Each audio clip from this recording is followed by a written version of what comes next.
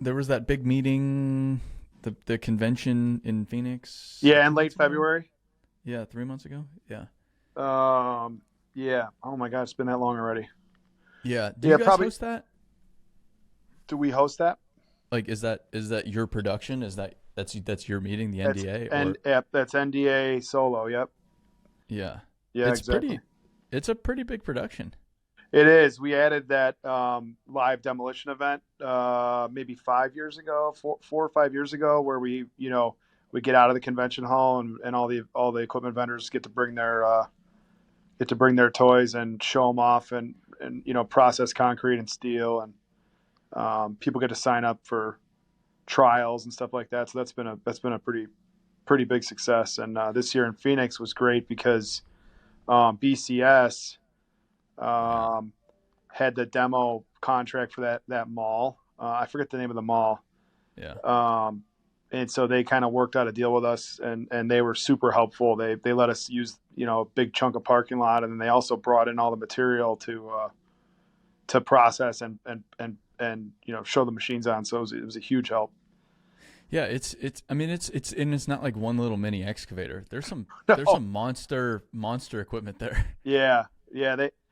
I mean, most of the vendors bring their newest and best stuff. I mean, what we're seeing a lot of now is a straight boom configuration Yeah, on anywhere from a 80 to 120,000 pound excavator, and then they bring a variety of attachments. So so you get excavator manufacturers will combo with an attachment manufacturer, and they'll so it's not just playing with a bucket, because that's not what we do. yeah.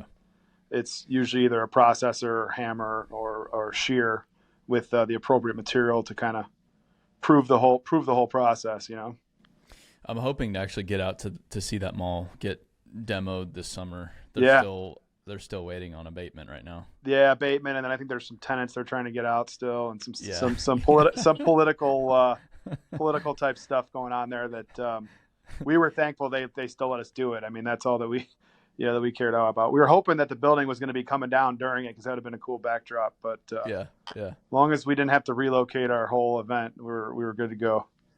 I visited them 2 weeks ago to see them take down one bridge while ground I level saw took down that. another I bridge. saw that. Yeah, It was pretty cool. yeah, that's very cool. Yeah, it was my first time. Lincoln, who runs ground level, he called me like Monday and he said, "Hey, Saturday we're taking down two bridges over the I-10 if you want to come out." I'm like, "All right." I'll adjust my schedule for that, huh? Yeah, I was in Georgia. I flew to Phoenix for that, and then I flew back to Georgia for something else. But well worth it, because Yeah, it was pretty cool watching them yeah. I just saw go I at saw it. the drone footage and stuff where they big number of machines all going at it at once to get it cleared by the. I'm assuming they had like a 48 to 72 hour window of time to. Yeah, started Saturday morning early at like 3, Hmm. and then because they had to wait for the closure, and then they had the contractor put like 12 inches of millings down over the existing interstate, Yep. so they could walk their machines onto the interstate, and then they had it cleaned up by like Sunday midday, I Yeah. think. And that's cool, because we do some bridge work, and in the states that we work in, they rarely approve those methods, even though those are by far the quickest and best ways to get them done, just with a rip the band-aid off technique. Protect the Well, road, they close it, get it done, and then get it cleaned up by the end of the weekend. Originally they wanted to do it in 2 weekends and do half and half with traffic flowing in the other direction. Hmm. And they were just like, wait, no, this will be so much smoother if we just go at it at once. One bad And one bad weekend of traffic, and then it's over. You got yeah, it. yeah, it only messes the entire city up for Right, the weekend. But right. It's true. That's why most places don't let you do it. So, but it's way yeah, safer, quicker, more efficient. I'd even say it probably costs a lot less that way too. I think so. Yeah. Yeah. A closure, just the cost of a closure like that is really expensive. Yeah. Oh yeah. Oh yeah. Yeah. When I last talked to you, I don't even know if Tampa was really going all that much. When did you guys start Tampa? It was like 3 years ago. Yeah. Yeah. We're pushing 3 years now. Yep. It was just budding at the time, but it seems like Tampa's really going. It is. I've seen some bigger projects down there. Yeah, we've got some good work down there. It takes a little while to kind of learn.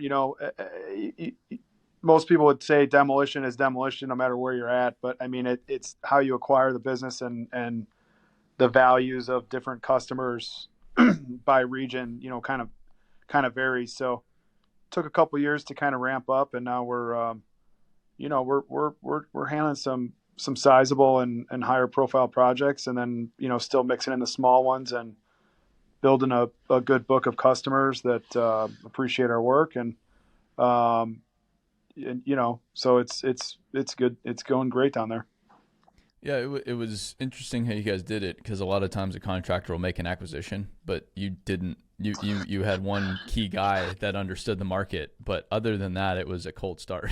Yeah, I mean that the acquisition idea works well for instant revenue purposes, but beyond that, I feel like creates potential for more problems than it's worth. And so because of that, we just decided to do pure organic growth, which came with challenges for sure. I mean, the biggest problem down there is what you guys are all trying to solve, which is the people problem. Yeah. And it's taken 2-3 years to kind of get our core group together, but now we got them. And I mean, I'm sure you've seen from so many companies you visited with it, like once you get a really good group of core people with a culture that's appreciated by all, that it starts to attract people, start to come out of the woodwork and want to be a part of it. So that's kind of where we're at now, is kind of the beginning of that increase in attraction. So yeah, it was your first time wading into the non-union labor market. Correct. Which is a way different ballgame than, because you're in Chicago, which is arguably one of the strongest union markets in the United States. So like the union thing works really well where you're at. Yeah. And you can get who you need there, but Florida is the wild West. Yep, exactly right. It's definitely I've experienced non-union work in my previous career, jobs and stuff, but with already established crews and traveling crews, if you will. And this is totally different, because what we're trying to do is create a Tampa, we'll call it West Gulf Coast, Florida market coverage, home base out of Tampa, but then also be able to travel and take care of the whole Southeast region out of that office. So to get that started, we had to solidify our presence in Tampa, and so that's what we've focused our last couple of years on. So, have you bid jobs outside of the state? Have you completed jobs? I know you've bid jobs out of the state, but have you completed jobs far away yet? We have. We've done some work in a couple states outside of Florida. Actually, nothing else. No other states in the Southeast region, though. It's all about where you want to spend your time in terms of the estimating efforts. And there's just been so much activity in Tampa and, the surrounding areas, that it's just, hey, do you want to spend a travel day to go look at this job that you may or may not have a shot at in South Carolina, or do you want to focus on 3 bids you can get out in right by home? So.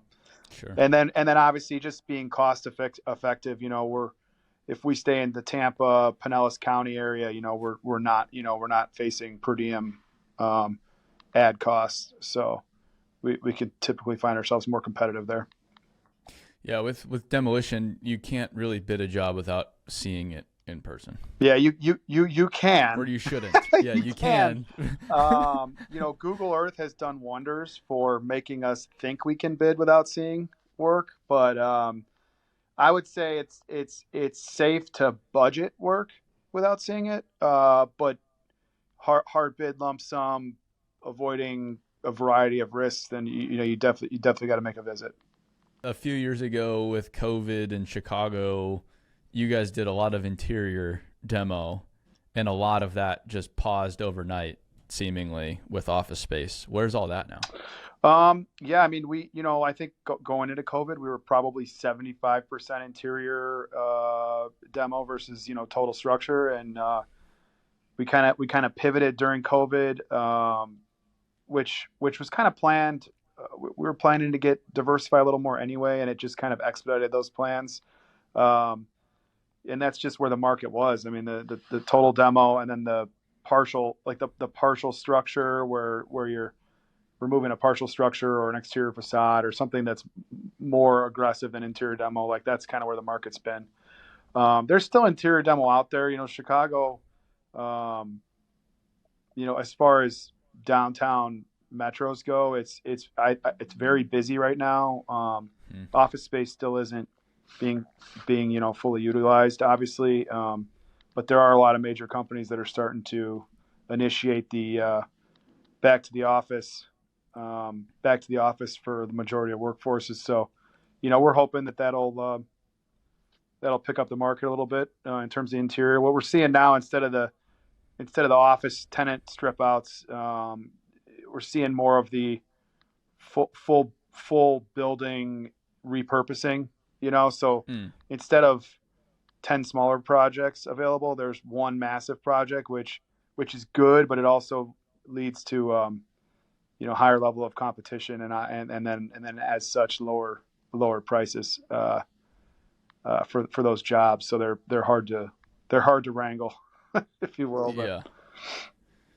So what kind of jobs do you guys have this year in the Chicago market? Well, we got a couple of these, like I mentioned, a couple of these full building, basically we'll call them adaptive reuses or full gut renovations with small structural components and exterior facades.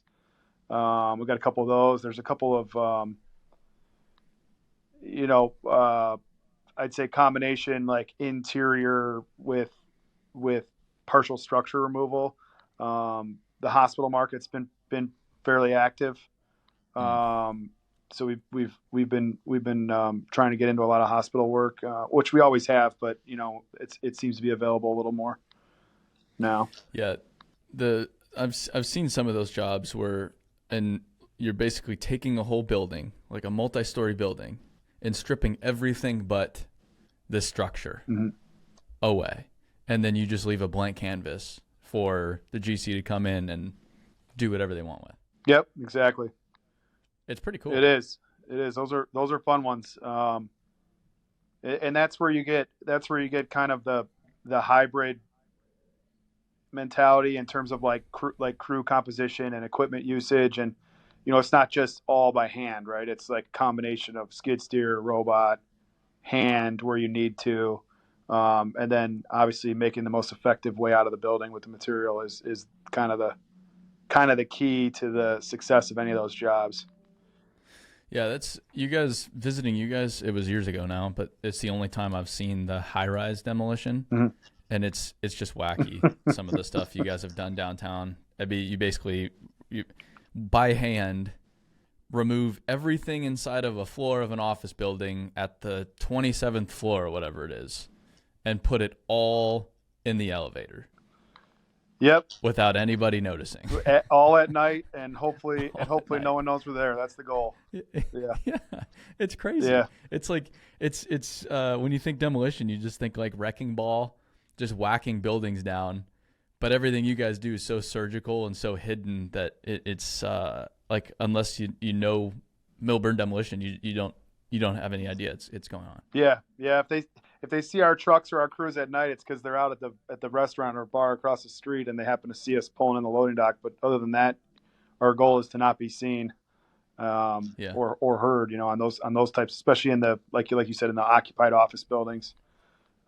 Sure. Where you got lawyers on the floor below and advertisers on the floor above, and trying to avoid problems and complaints and dust and water and everything else. So.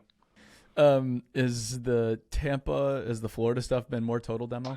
I'd say it's a little more slided that way, but there's still quite a bit of, I don't want to call it pure interior, but we'll call it selective structural. Where, we just did a really cool one in downtown Tampa where the owner and general contractor we're basically, demolishing all the buildings on a whole block except for, an old 1900s, early 1900s church, which they wanted to save and kind of reuse as an event space for the new high-rise apartment building that's going in.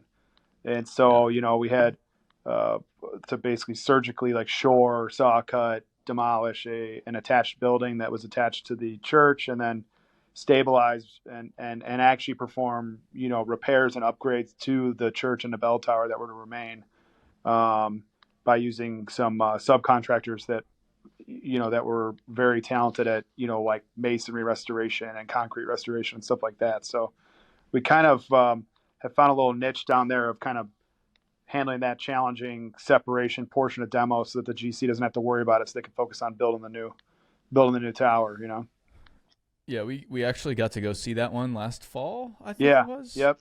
And it was before you had separate. It was everything was shored up, but it was before you'd started separating the actual buildings. Yeah, I think we had the scaffold bracing around the bell tower, and we were doing some hand type of work in there, but we hadn't done the separation yet. So yeah. But it was just insane. They built this. It was like a school or something like that. They just attached it right to the building. Yeah, still pretty long ago. Like, it was still a pretty old structure, Yep. But it wasn't the historic structure, and so you needed to unattach a whole building from a church that's just about to fall over. Yeah, exactly. And Dave showed us like the monitors on the bell tower itself. So if you guys like basically just took a cutoff saw and started working right next to the bell tower, they would get a notification 25 people get a text, email, and phone call that that your building's falling over. Yeah. We had and we held the contract for that. It was we had both vibration monitors, and then we had tilt monitors. So, the whole purpose of what we were doing was to prevent an issue in the bell tower, and part of that was obviously monitoring that, if you're gone at night, you're not, collapsing, like the bell tower's not going to tip over while you're gone. Funny enough, most of the indicators for that we received, which and it would happen more than you notice. Like one was a new laborer for one of the subcontractors thought the box was just like some leftover plastic box, and he literally hit it with a sledgehammer on purpose to try and get it out of his way.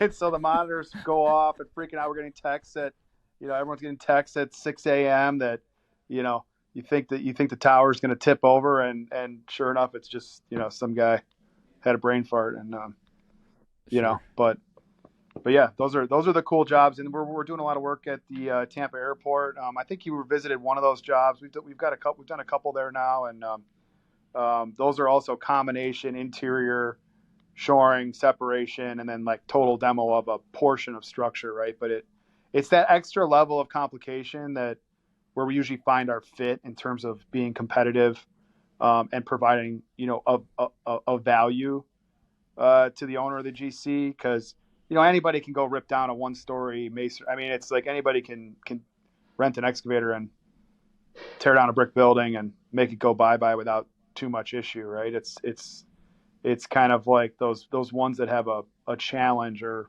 something to figure out that we can provide the value on, where we've been successful down there.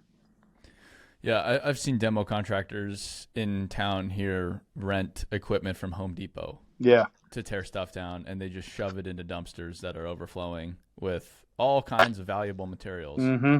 And then they just go on to the next one. Like, yep, we did it. Yep. We did it, guys. Or over the weekend, it's just like, it's a house that's just a pile of shit with an excavator sitting on top of it. Yeah, like a sponge, a sponge pile, yeah. Yeah, they'll just leave it. They're like, it's Friday. We got to go have our beer. And you're like, you just left it there? Yeah. Like, what are you guys doing? Yeah, and the one you mentioned before, they not only rent their tools at Home Depot, but they usually get their laborers there too. And it's sure. And that's part of the reasons I'm so involved in the NDA is the National Demolition Association is the demolition industry kind of has just a bad sound to it, right? Like you hear demolition and you don't necessarily think, and I'm not saying you, Aaron, because I know you know better, but you don't necessarily think of good things, right? You think of bad things and damage and Yeah. dust and explosions and everything else, right? But I mean, really, the true demolition contractors out there are extremely professional.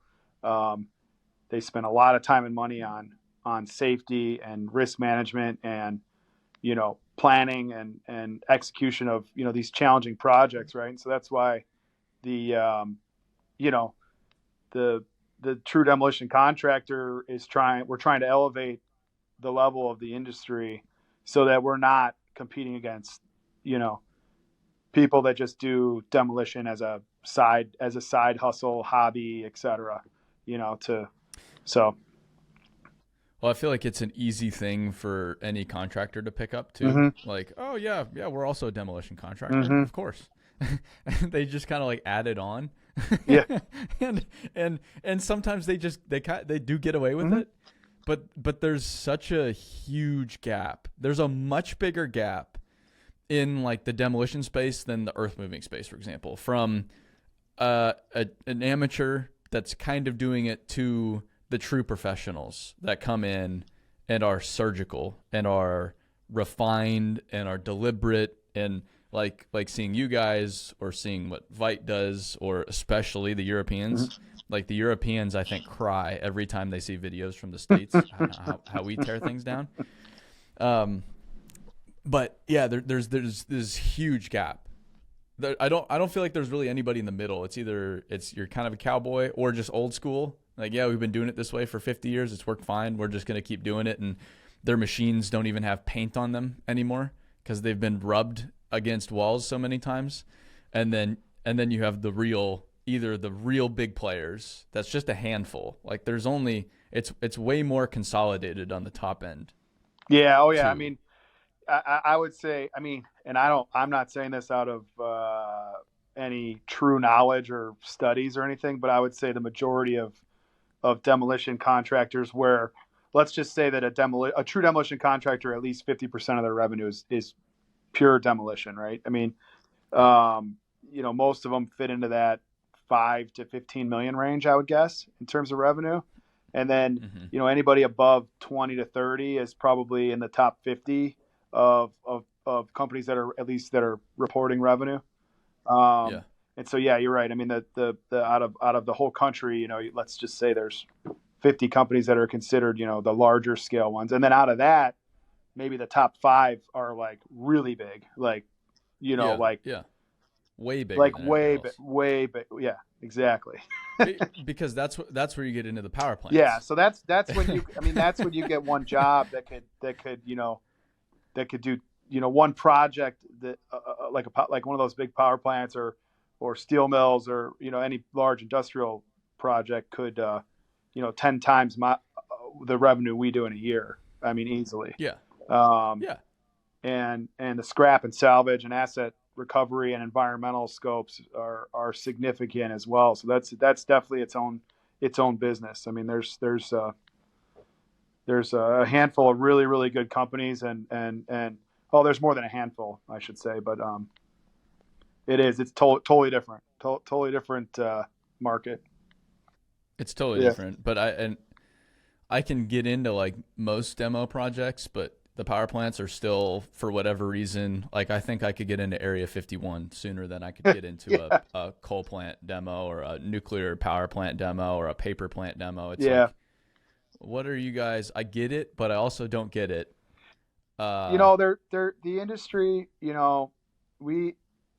We have a lot of, I guess, creative solutions that vary company to company, and the older mentality is to not share those, right? Even though we all know that they're doing that, that people are doing things in a certain way. There's little minor tweaks and changes that we feel like provide competitive edges in terms of getting projects in hand. And I think that's probably less true than what we all think it is, like in terms of needing to protect those things, but that's definitely a common mentality among demolition contractors. And I think the bigger component with your problem is probably the owners, owners of those those large industrial sites that are environmental. There's environmental considerations, and they're very, very risk adverse in terms of publicity and things like that. And so I would venture to guess that that's where probably your biggest challenge is, or biggest hurdle is.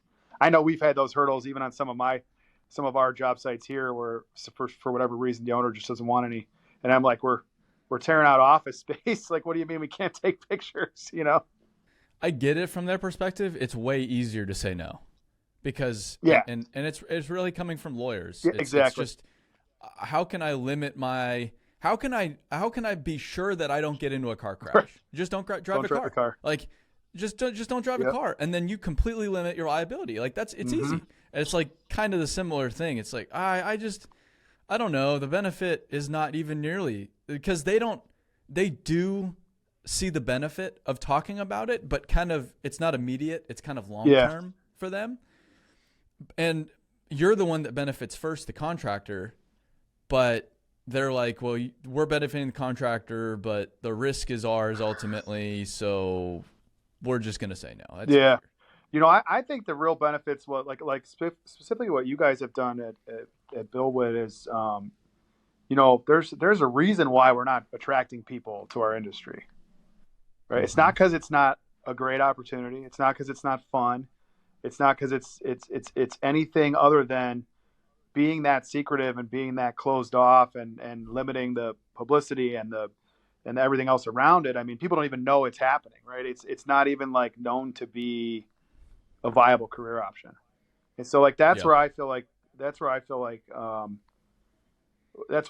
I've exposed ourselves a little more than might even be comfortable for me, just because, well, you know it better than anybody. You put something on LinkedIn or Instagram about, demo job you're doing. It's a 5-second clip with a 10-foot vision lane. And then you get 25 people saying you're doing that totally wrong. That's unsafe. You should use this. You should use that. And it's like, okay, well, first of all, you can only see 10-foot wide footprint of what's happening. You have no idea what's surrounding us or what restrictions we have or whatever. And it's like, that's why more people aren't sharing, right? Because it's just like those trolls that, just feed off of negativity. So we always, we kind of use your mentality, which is like the thumbs up, clap, nice comment type of like, whatever you want to say. You're right. No problem. Yeah. So that's the only way to do it. It's the only way. Well, I've been right now I'm reading Martin Luther King Jr.'s biography. Okay. And he wrote most of it. It was edited by somebody else. But I'm going through the first Montgomery bus boycott. And that was their biggest thing is when the KKK or somebody came into town and they tried to get a rise out of these people protesting. They would sit on their doorstep. So typically the KKK would come into town and everybody would go in their house, lock the door, turn out the light, like just hide in fear. And then they took the opposite approach because they gained this new sense of confidence with the protest. And so they would literally, as they would drive by, wave to them and hang out on their porches and leave their front doors open. And what would happen was they wouldn't get a rise out of anybody, and they would leave. Yep. Like it's so there's so many historical precedents about it. Oh yeah. And it's such a sound path to take, but it's so easy to get so twisted and sucked into it at the same time. It is. I find it's just fun. I find myself, so me and Don and Dave now, we'll get occasionally get those comments and we'll screenshot it and text it to each other and just kind of say this is prime example of, all you got to do is laugh and just as long as we know we're doing things the right way and there's a reason behind it, what are you going to do? And my wife has to remind me to not, turn red every time somebody has something shitty to say, because it's just a waste of time. I think demo is especially bad too, because there's so much variety in it. Mm-hmm. and everybody thinks it's Yep. easy. Even if they haven't really done it, or they've taken down a house, like they think they're a demo expert. I've seen that a lot more than earth moving. But yeah, there's just so much variety to it, so many different tools. Every region's a little bit different that you don't, even if something is right where you're at, doesn't at all, like something that's right in Tampa is not right in Chicago. Yeah, it would. Yeah, you're right. Like the means and methods and stuff that occur in different regions and different industries. So like you were saying, industrial versus commercial versus interior. I mean, it changes so much that that you're right. Like the perception is totally it varies, right? And so that causes part of the problem, right? Part of the problem also is some of the people posting the most stuff are the people that are, frankly, aren't doing things right, but those are the same people commenting on other people not doing things right. So in other words, like I'm not going to go comment on somebody else's post that I feel like, they did something that wasn't safe. Now if I happen to know the company or the guy that runs the company or whatever, I mean, I'll call him and say, look, I mean, you might want to, as a favor, as not as a troll, because any negativity, I keep going back to this industry perception, but all the negativity around anything that demolition contractors are doing, it just makes it look like everybody's, cowboying it, like you said earlier. And I mean, I think the big thing that drives that, Aaron, is I mean, it comes down to money. I mean, it's nobody goes out there wanting to do things unsafe and putting people in harm's way or putting, bystanders or other buildings in harm's way. But, when owners and GCs and all our customers, preach this, we need the best, but then at the last second they're like, oh, and by the way, we need it quicker and we need it cheaper. It's like, what do you're going to get what you pay for eventually. And so that makes it difficult to kind of rise the industry. Other than the the top performers that are already at a certain level that they can pre-qualify for any insurance amount or any bond amount or anything where they're already limited in competition, right? Why though? Like, I feel most people, you get what you pay for. That's common knowledge. I think everybody understands except that. in construction.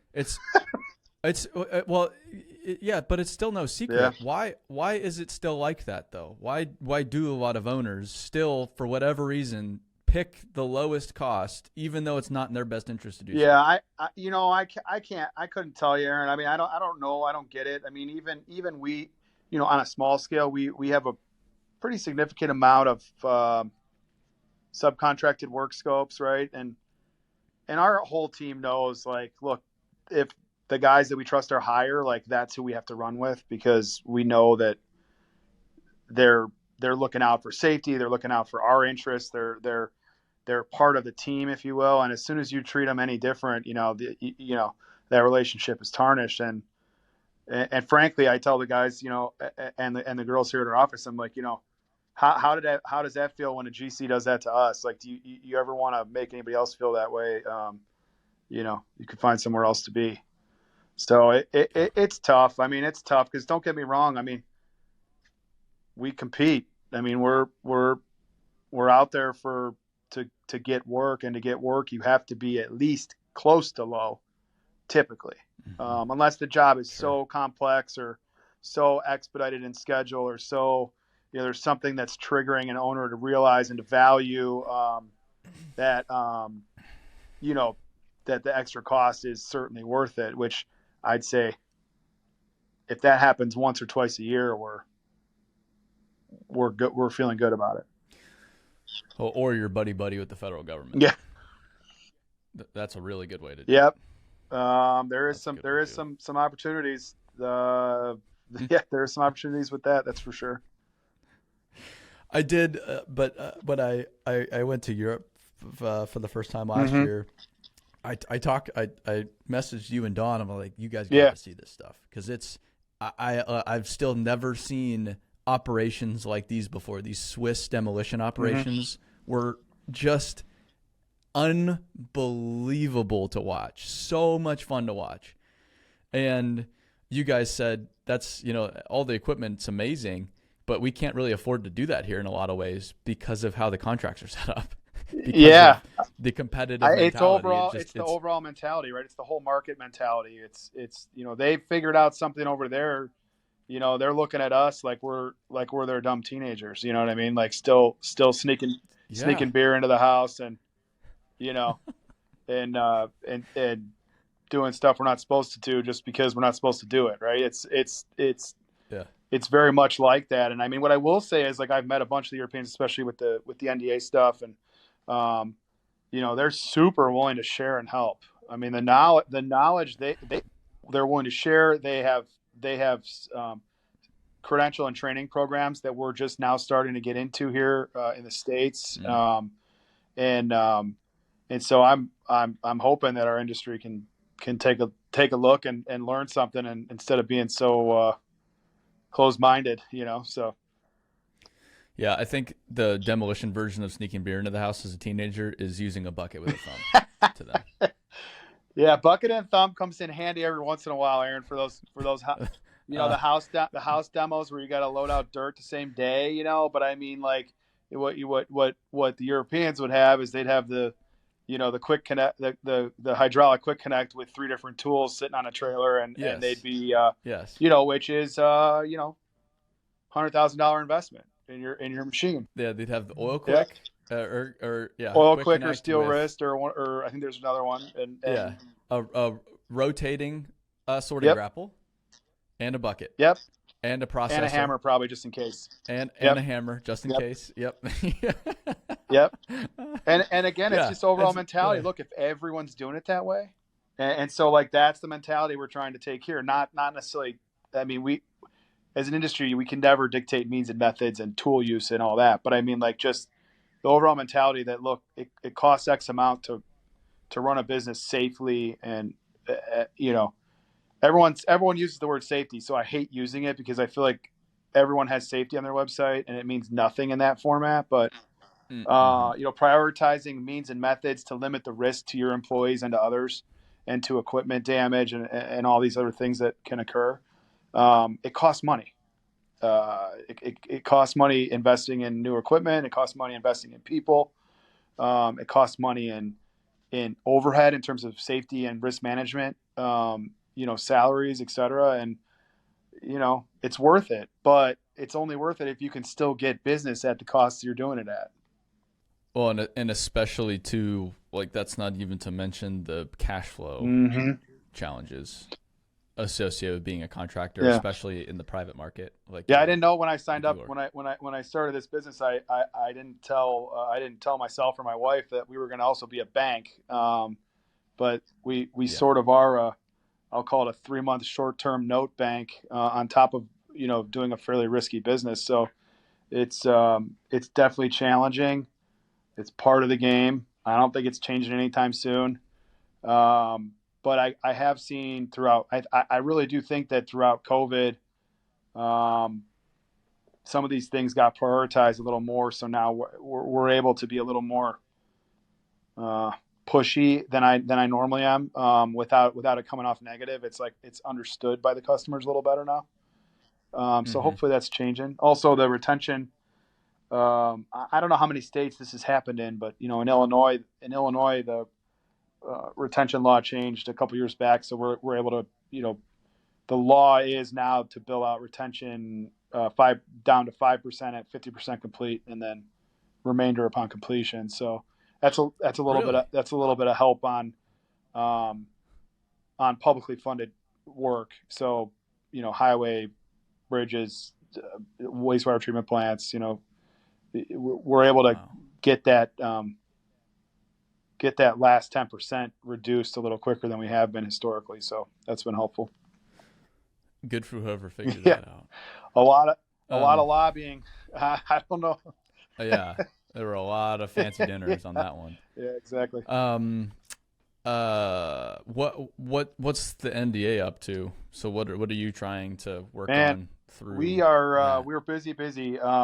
We got a great group of people on our board, and in our committee chair spots, and committee members, and everyone's kind of gas pedal down, trying to make waves. And the biggest thing we're doing right now is we're getting ready to release our beta test for the first demolition supervisor certification in North America, which I think the first round of testing is in the next couple months. Following that, program, we're going to develop kind of a field level. We're not sure what it's going to be called yet, but we're going to go more towards the field laborer, operator, burner type group. And the point of that is like if we're not able to like rise our own demolition industry in terms of training, certification, et cetera, like somebody else is going to do it for us, and nobody else knows it like we know it. We actually train OSHA compliance officers. We have an OSHA alliance, our association does, and we've been doing a lot of great work with them, reviewing documents, memorandums of understanding on means and methods or potential changes to OSHA regulations because the way they're written don't apply to demolition very well. And so anyway, I think the stuff that we're working on is more of like the end game, but leading up to that knowledge base is kind of like what I think you guys are working on in your training modules, right? Like your guys are doing a ton of quick learning modules for a variety of different positions and et cetera, which gets people, quick knowledge. When you combine a bunch of them together, you get a great understanding of what you're doing in concert with whatever experience you're getting in the field on the job. And so that's what we're going to is just to kind of close that loop on the back end and say, this company has X amount of people that are, certified supervisors. So, hey, insurance company, like they shouldn't be paying, the same percentage of work comp GL umbrella because they're obviously investing heavily in their people's capabilities. Right. So if you have like a new foreman, a demolition foreman, you can put them through your training and that at least gives them the background knowledge. Right. Well, I would say what we're doing is we're taking this we started at the supervisor level. So our certification is saying, look, you passed a 168 or 160 question exam that proves that you have X amount of knowledge that we would consider the minimum requirement to be a certified supervisor in the demolition field.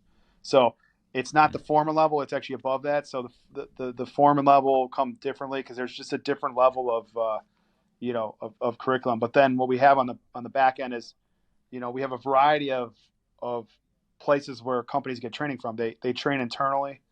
They utilize in some cases the unions for training. There's all these different resources. They utilize stuff like you guys are doing, Witt training, and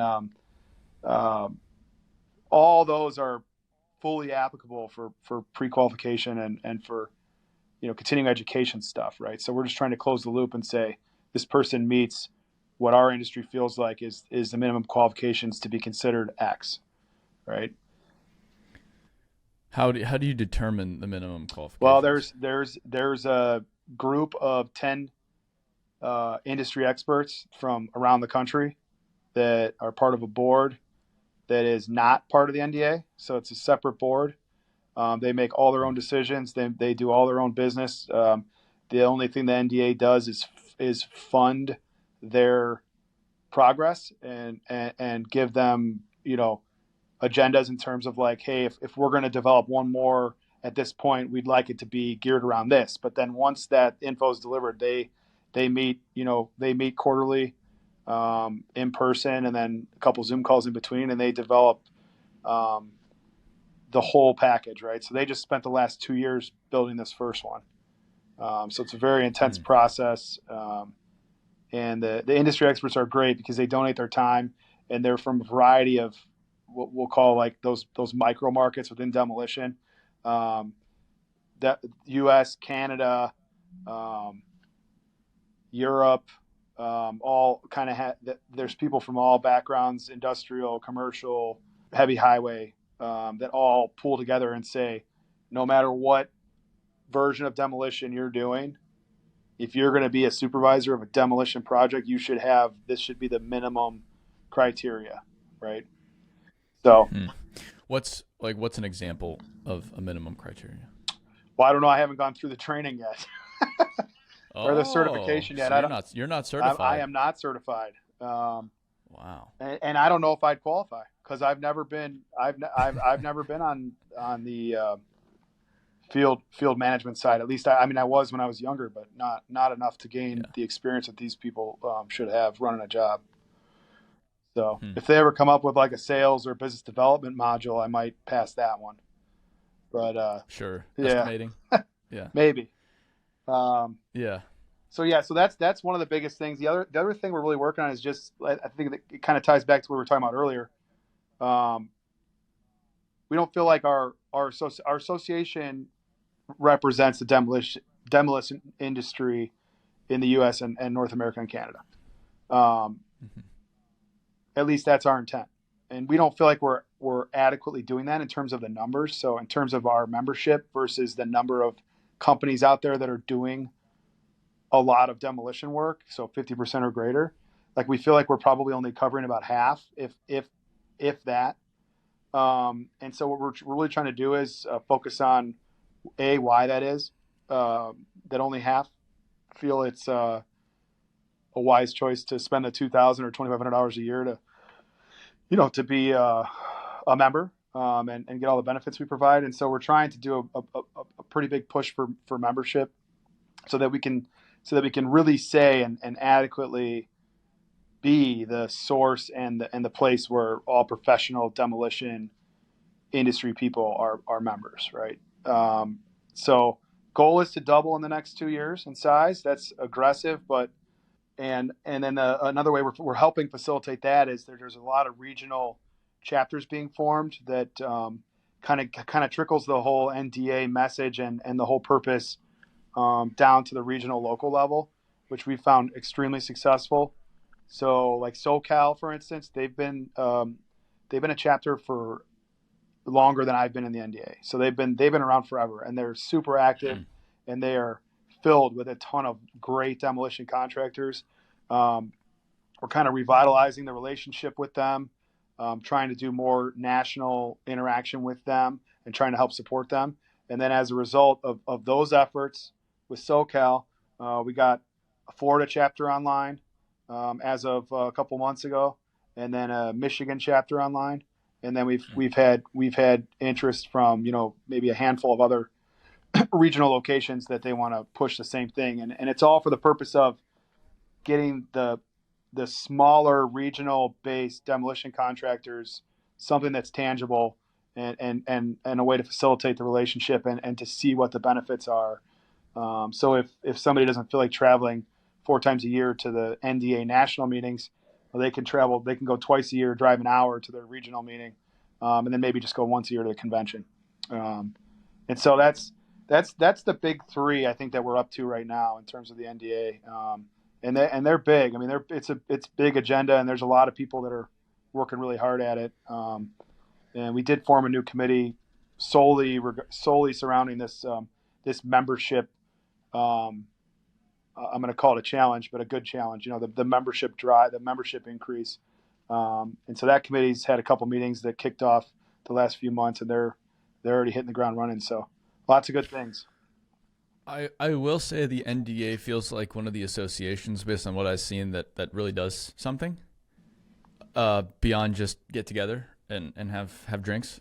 And there's a lot of associations doing stuff, but there's also some that don't do a lot, in my opinion. I've been to NDA meetings before. Super impressive. And then I've heard nothing but good things about the convention. Like Eric went, and I feel like Angel went, or somebody. Yeah. And I've known a bunch of people that I've gone, and before the convention, everybody's messaging me, "Hey, are you going to the NDA convention in Phoenix, or wherever it'll be next year? If it's in Phoenix, I don't know if it's every year there, but it's kind of a big deal now. It's the only association meeting that I regularly, for the past 3 years, have considered attending, just on my own, like just out of curiosity. Right. It's the only one. Only one. Well, that's good to hear. Because it's cool. I appreciate that. And I mean, the association, the staff, the executive director, the people. So, there's only a handful of people that work for the NDA as paid. Right, the rest of us are volunteers just because we want to support our industry. Yeah. And so most of the ideas and what we're doing is generated from people like myself and all the other companies that take part in the quarterly meetings. And so that's why I feel like you get this product or this vibe where like people that are in the industry or in lateral industries, once you attend and meet a few people and get involved, like then you're hooked. I mean, there's no way you're not gonna keep going. I mean, it's just one of those one of those things. So just trying to get the value out to people, and I mean, I've always found value in it, even when I didn't have money to pay the dues check. Year one of starting business, I still found a way to be a member. I just thought it was that valuable to me. So, and to our company. So glad to hear that you're seeing it, and hopefully in a couple of years you'll see it, and it'll be bigger, better, stronger, more fun, all those things. I hope so. Yeah. As far as growing up, like the positive perception in the industry, just, hey, tell your members if you have a cool job to invite me out, because I will go anywhere to look at demolition. You got it. Frankly, it's easier for me to get access on big sites in Europe than it is in the United States. I feel like all the European demolition contractors are so friendly, so welcoming. And it's not that the contractors here aren't welcoming, but it's just like, it's just not going to work. I'm like, come on, like, can't we at least ask? Can't we at least like really shake the cage here? Because like, if you haven't noticed, this problem is only going in one direction, and we gotta talk about what we do a little bit more. Agreed. Well, I'll make sure I share your sentiment with the group at we got a June member meeting here in Santa Fe. And so there'll be about 40 members there that I'll make sure I let them know to quit being so secretive and get you out there to show the world what we do. Just throw me a bone every once in a while. That's all I ask for. It was cool too going to the storytelling. I think I already talked about this, but we saw Chell and Angel and Justin from our team. They went out to see the Wadsworth job in Utah, the bridge that they demoed one night and then slid the new one into place and had it open for traffic Monday, which is just wild. They did such an amazing job sharing about it. The specifically, not the contractor, Utah Department of Transportation did an amazing job talking about it. And their social media is now one of my favorite pages to follow, because they're always just educating people about what the heck it does, what the heck they do to keep the people of Utah moving. I'm like, this is great. So if I was sitting in traffic in Salt Lake City that Saturday, and then Sunday I saw, oh, that's what they're doing, or Saturday night, I'm like, oh, okay, this makes a lot of sense to me. This is pretty cool. And I could be, like somebody that has no real desire for demolition, but you show someone, or not in the industry whatsoever, but you show someone a bridge getting demolished overnight, it's pretty damn cool. It has a cool factor. And then you achieve this appreciation and this level of understanding. Oh, okay. I get it. I was delayed this weekend because of this traffic, but this is pretty cool. I understand, or at least most rational people would think that. I'm not just pissed off. UDOT sucks. I think it's fantastic, and I wish more people did that, especially with the public-facing work, because I think it's an opportunity to teach people what the heck's going on, why their day is being disrupted. And if you don't teach them, they just assume you're an asshole. Yeah, I mean, and that's that. Yeah, and it's that same old, like, we're just going to do what we want to do, and we don't really need to tell anybody, right? Like, well, yeah, that's true, technically, but it's not gonna help. It doesn't. I mean, every other major. I mean, if you think about the budgets that those type of entities have, right, that they work with. Yeah. Any other major corporation that operates with any similar budgets, they're spending a ton of money on PR to make sure that everything they do comes off in a positive way, right? And there is value there, because educating the people that are dealing with the things that you're doing or creating, I mean, is huge, right? And so to see like somebody like you're saying, like Utah, is it the Utah Transportation? Utah Department of Yeah. Transportation. Yeah, just I mean, UDOT. to see them doing what you're talking about, which is making an attempt at not only like educating people about why traffic's bad, but also like, hey, this is cool stuff. Like we're spending money on things that are needed, and we're doing it creatively. And there's all these contractors that are, feeding their families by this work that's being created, and it's just a cool process, and you should want to see it.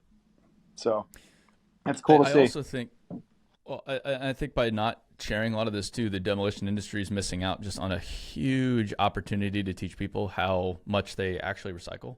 Yeah. Because everybody thinks you just throw the building away. Yep. Which is insane. And it's honestly probably one of the only industries where recycling actually makes sense economically. And you're incentivized to recycle economically. Yeah, absolutely. We say at the NDA that we are the original recyclers. I mean, we found purposes for materials that we needed to get rid of. I mean, that's what we do on a daily basis. Like that's how we A, do the right thing, and B, remain competitive. I mean, it's both, right? So, we're actually, I forgot to mention along the lines of the NDA stuff, is the global demolition market is putting together a forum that's going to be basically a quarterly Zoom call with all the association presidents from around the world, in similar. So it'd be like me and the NFDC, which is the British association, and then the EDA, which is the European Demolition Association, which that's actually an association that is comprised of presidents of all the individual countries' associations. So that one alone hits a lot of countries. And then there's, Asian associations, et cetera. We're going to invite everyone to it. But it's to talk about these global things that are occurring, like, for instance, the recycling thing, the carbon footprint is becoming a big agenda item with especially in Europe. So, that means to me is it'll be a big deal here in 10 years, because that's about the trailing time. And so we're trying to kind of proactively talk about these global issues in a little more proactive format. So I'm looking forward to starting that. I think we're first call for that's later this month, actually, to kind of get an initial agenda, a set of bylaws, et cetera, to kind of work this group with. But there's stuff that we can learn. I mean, we're fortunate, like we can learn things that Europe has already dealt with. Yeah. So why aren't this stuff? So why aren't we? Not just equipment and means and methods and stuff like that, but I mean just general issues that are occurring, right? Like it's so easy now with Zoom and Teams and all the technology that we have, and translators, et cetera. I mean, it's like so finally we're doing that, and looking forward to that, and looking forward to reporting back to our association on how that goes. They mine their C&D landfills to recover. I went to one in Switzerland. They were sorting an old C&D landfill, recovering 70% of the materials within it. Really? Yeah. Interesting. Because you can't get a new landfill permitted, right? So it gets them more airspace. Yep. And then they can go sell all the materials. Yeah. But it was a pretty simple, and I'm oversimplifying, but like the sorting setup they had sitting at the plant, on the pile, wasn't all that complicated, but they explained exactly what materials were coming out of it, where they go, and it was brilliant. Or all concrete, at least in a place like Switzerland, is recycled. Right. It's not used as aggregate. It's recycled. Like a certain percentage of new concrete comes from old concrete, like asphalt. And then you go to the States, it's like, that's not possible. I'm like, no. But I've seen it. I've seen entire countries do it. Yeah. So it has to be possible. Like, I know it's possible. Yep. But right now it's still, like, we say we recycle concrete, but it's in a lot of ways a nuisance because it has too much lime in it, and the engineer won't It's all qualify it for fill or whatever That's right. it is. I don't know. It's all spec based. It's all spec based. Standards that were set in the '90s probably that nobody wants to deal with changing. But it's actually funny because like in Florida, for instance, concrete's really valuable. Like recycled concrete is really valuable due to the lack of natural occurring aggregate there. But most places, everyone's like, we don't really care. Just crush it, use it to fill holes, or use it as sub base, and I mean, at least it's being used as something, right? It's not a waste, but I mean, to your point, there's no reason why they're not other than money that it's not going into new concrete. Yeah. Well, right on. How can people join the NDA? Is it just nationaldemolitionassociation.com? Yeah, I think it's demolitionassociation.org. I mean, yeah, if you Google National Demolition Association, you'll find it. Yeah. But the website has a ton of info. And there's like a contact us button where if you hit it and shoot an email if you want any info, and whether it's about the National Association or local chapter opportunities or anything, I mean, there's somebody will certainly respond. Right on.